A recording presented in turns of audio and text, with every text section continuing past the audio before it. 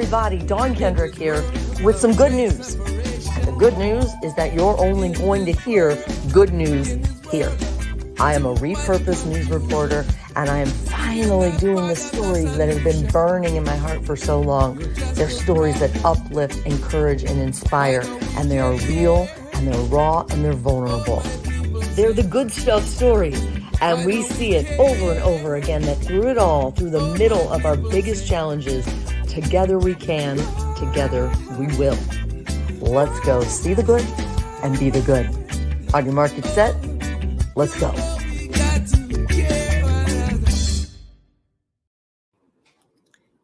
Hey, y'all. We are so looking forward to bringing you our God at Work series of stories over the next few months. We named them God at Work in honor of my mama, Marlene Kendrick, who passed away on February 23rd. Because if you knew our mama, you knew those words, God at Work. She was forever teaching us to see God in everything. So this series is for you all as much as it is for ourselves, and reminding ourselves that we can, in fact, allow God to work through us by seeing the good in others and being the good for them. Hey, good stuff, family. So every time I hear that intro for this series, I think obviously about my mama, and especially the last couple days have been so plugged in. Like I feel her. Yesterday or 2 days ago was 2 months to the day since she passed, and some of the things I'm going to be blogging about it. I don't know how you guys feel about it, but sometimes I'm like, Mama, like I can feel her encouraging us. Do you have times like that things just pop up in your life and you realize this is a nudge? And so often we're so preoccupied with the nudges from the other direction, like the painful ones, like, oh, really, God, really? And sometimes you get the, oh, really, God, really?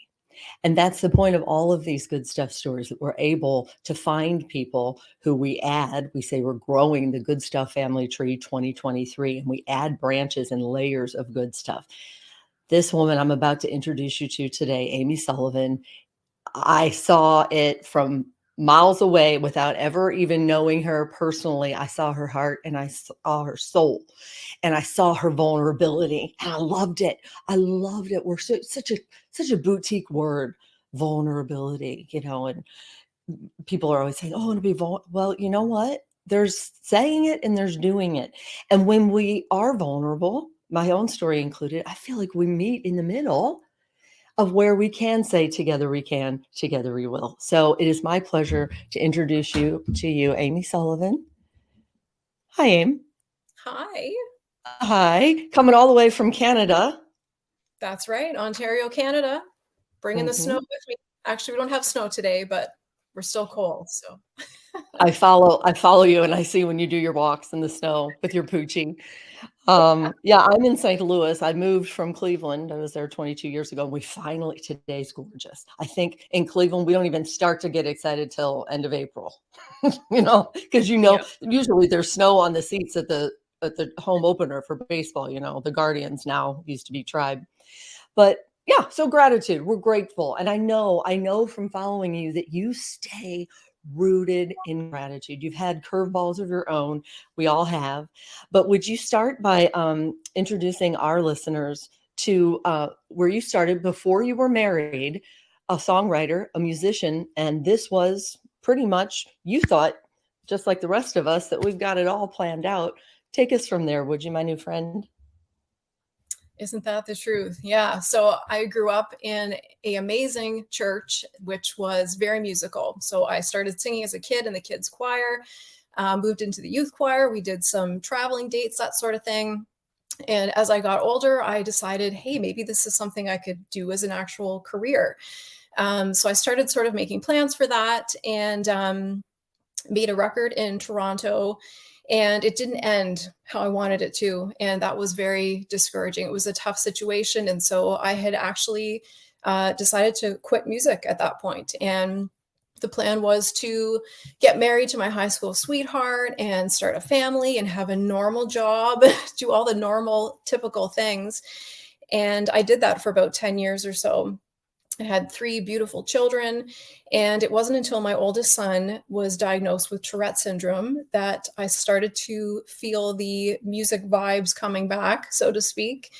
And I felt God was calling me back to music. And instead of just, writing music for the fun and the joy of it, it became a mission to me this time around in order to encourage other parents who were also on the same journey as we are in special needs parenting.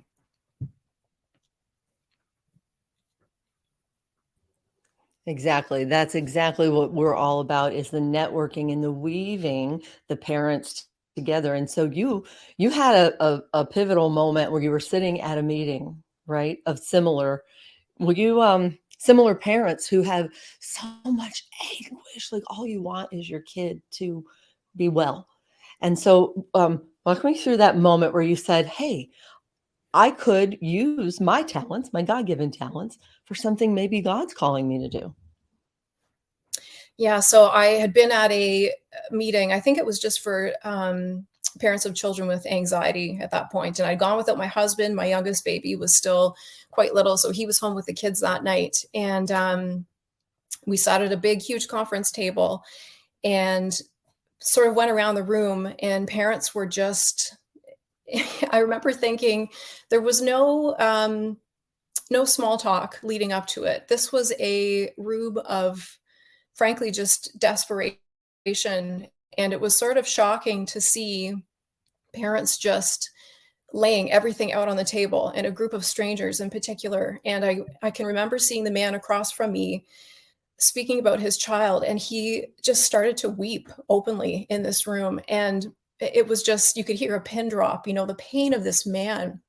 And I walked back to the car thinking, like, my gosh, this is just a regular Wednesday night or Tuesday night or whatever night it was. And nobody knows that there are parents out there who are broken, just trying to find, like you said, find a way to help their child who's suffering.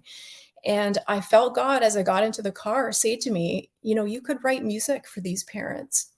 And in my heart, it was just like God was showing me something that I knew nothing about until my oldest son was diagnosed. I'd heard about other people who had a child, say, with autism or that type of thing, but I didn't have the personal experience. And I felt like God was bringing me into this world to show me something that he has always seen, but I had not seen. And so I realized it was an opportunity for me to take something, a dream that I'd had when I was younger, to mix it with something that had pivoted in my life that wasn't planned, I hadn't prepared for, but there was now a way to bring these two things together. And so I look at that moment as sort of the cornerstone of how I got back into music after taking such a long break away. And I remember hearing you say that when you heard that your son had Tourette's, a lot of my friends who get diagnosis, they're like, didn't you say to the doctor, well, he doesn't even cuss. Isn't that what you say? He's not, tell me about that you really had to learn from square one. Will you share that story again? Yeah, I think that is probably the first thing I said to the doctor. He's never sworn in his life. We're a good Christian family. And I think, you go by what you've seen in the media and TV and, comedians and stuff. And that was my first thought, was that that's what Tourette syndrome looks like. And while coprolalia is what the technical term is for verbal tics that involve cuss words, that is actually a real thing, but it's a very small percentage of people who actually have that particular tic. And so we didn't know anybody with Tourette syndrome. We didn't have any sort of measuring stick to go by. So it was a complete and utter shock to us. But as you know, us moms, all it takes is, a little bit of investigative work. And that sort of started our journey to research of, what is this? How do we best help him cope? What's the best thing we can do to help him? And it was a shock out of left field, that's for sure. And that's what I hear over and over again, like what we think our purpose is. I hear you speaking right now, and I think of your purpose as being inspiration for other parents who are about to go through it or going through it, who may be even hearing this really right as we are speaking and saying, because that's the whole point. Together we can, together we will. And for some people, faith is important and others not so much. For us, it is. And we just hope that by continually, I think I could speak for you here and following you, that continually eyes up, continually turning, what is it that you would have for us? What is it? And I see so much beauty in you. This Bible says from ashes or whatever, from whatever the trials you've been through. I see it. I see it. I saw it before I ever saw you, just in hearing your soul and your heart. And so I'm grateful for you. I'm so grateful that you're able. But even this morning, both of us were like, oh, this and that. Look, it's real. Let's not end this podcast saying, oh, it's so great, repurpose lives. And we're so good at pivoting. Bye-bye. No, it's not that. It really is not all that. It's an every day, sometimes every hour choice, isn't it, my friend?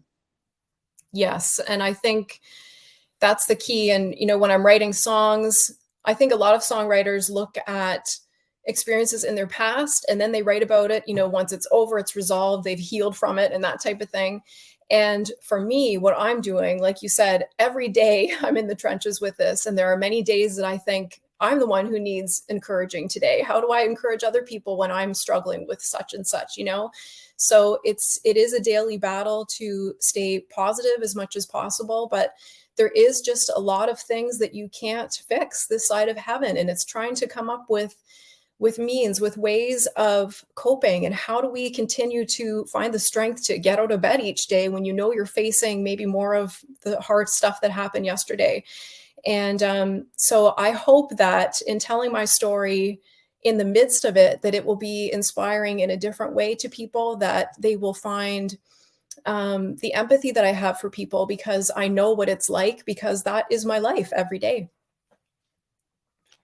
As I listen to you and can see you now, again, thegoodstufffamily.com is where you'll find this video stream. If you're listening via the podcast mode, you can go to thegoodstufffamily.com and find links to our YouTube actual interview with Amy Sullivan. But as I'm listening to you and watching you, I'm thinking back to that day I was taking a walk and I had it in repeat in my calendar. Listen to Amy's podcast, I had the link right there. All you had to do is, it couldn't have been easier. I repeat things in my calendar and I thought, what? I'm going to do that. I'm going to listen to this podcast today. Blown away. I went back and I took notes and I reached out to you. It was with your producer, with your agent, or, early on. Remember that interview was. Oh, with Rick Barker. Yes, it was so Yes. plugged Yeah. in because he said he's a man of faith as well. And I think that there are more people who really are, but my hope, and I think your hope, is that we can go ahead and a part of our vulnerability can be saying, you know what? I couldn't do it without him. I couldn't do it without him. Do you agree? Oh, absolutely. And I think for me, this has been the biggest solution I've been able to find, because things are changing every day. One solution that we find that works for my son may work for 2 weeks, and then we're right back at square one. And so in our life and our family, the only constant has been God and our faith. Just knowing that he is with us right in the middle of the storm. And that's what I write about. And that's what I hope I can share with other people, that they will come to find that to be true as well, that God sees the suffering and he's right there in it with you. A lot of it is, it's people talk about attitude, but when you say through the storm, I was going to share a quick story. People who listen regularly here go, oh no, here comes her rain story again. But so I have a friend, Chappelle Letman, who was an artist, and he was very popular. He lived on the East Coast, and he moved here. I'm in St. Louis, but he moved to Cleveland. I'm transitioning, and to take care of his mama. She ends up passing away, and he loses his eyesight, declared completely blind. Let me just repeat that again. He was an artist who became blind. So if ever there was a really moment, it would have probably been from him. But the way I met him is because he decided instead to start sculpting these massive pieces of stone that he had imported. And he would, all hours of the night, sand and grind, hand tools only. and every stone ended up with a hole through it. You know how long that must take to go through it? That was his theme of these beautiful sculptures. In other words, seeing through to the other side, right? And one side was always very rough and one was very smooth, like a salmon's belly. And the smooth side was not his seeing side. He believed that he saw people better, like I said at the beginning of this, without having the interruption of having seen their face first. Like he saw their hearts and their souls. And I was like, can we be friends? You know, it was an interview and we stayed friends forever. He went on to have a hip replacement that didn't heal well, prostate cancer. And so I had picked him up from therapy after he had his hip replacement. You know, they have you stay in that live-in therapy for a week or whatever. And it was a cold, sleety, rainy, achy bones kind of day in Cleveland. And I said, as he's getting in the car, I said, really, God, really? I'm walking around to the driver's seat thinking, could you give him a break already? For the love, could you give him a break? And I look at him, I close the door, I put my seatbelt on, I turn to look at him, and here he is with his snow and sleet and rain streaked face, his big white toothy grin, and his Stevie Wonder glasses. And he goes, I love the rain. He said, what is wrong with you? Seriously, what is wrong with you? So positive. He had conversations with God all night long. He didn't call them prayers. And this is what happens. He said, I love the rain because on the day my mama died, it rained. The day we buried my mama, it rained. And I feel like, he said, she's reaching down from heaven and touching my face with the rain. It's very sensory because he's blind.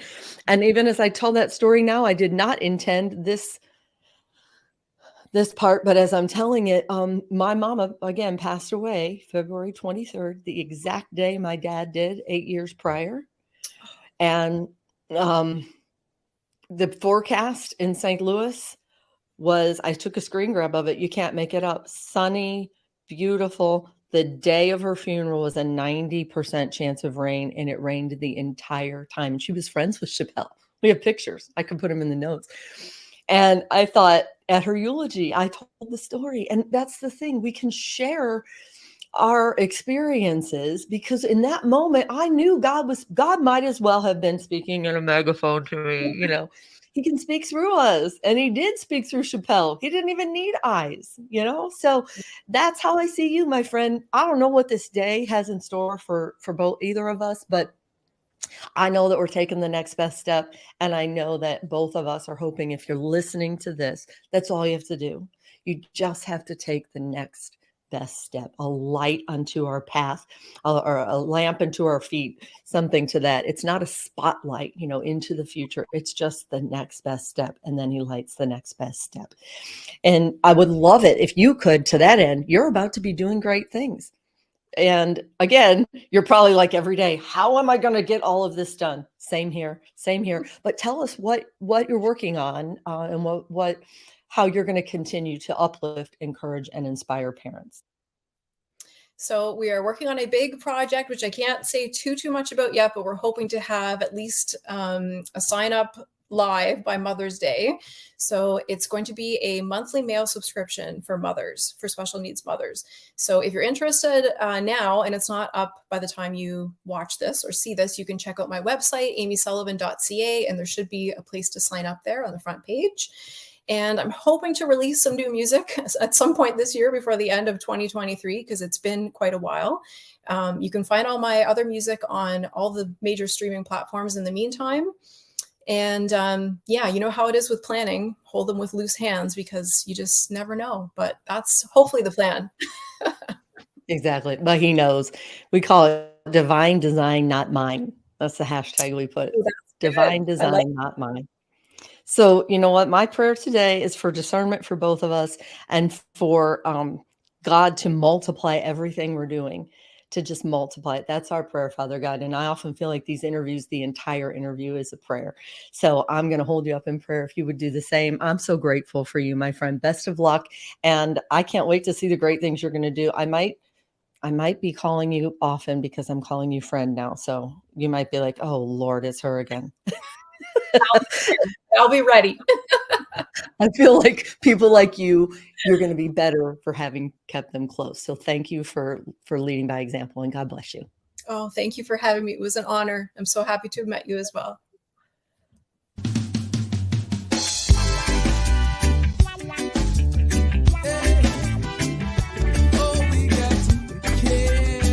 This has been a Grassroots Good Stuff family production. Big love and gratitude to our friend Carlos Jones, who is the talented voice and creator behind this music that sets the tone for these good stuff stories. Huge gratitude and love as well for our social media director. She is Danielle Folk and is consistently going above and beyond. Follow her at Farmhouse Storyteller. And to the producer, My Travi, the glue that holds together the moving parts of this God-inspired endeavor. TheGoodStuffFamily.com is where you'll find links for all the things we're doing, including how to be a sponsor of a story. So grateful for our faithful sponsors who have already made so much of what we do possible. And of course, big love and gratitude for you, the listeners, helping to grow this Good Stuff family tree 2023. Welcome to the family.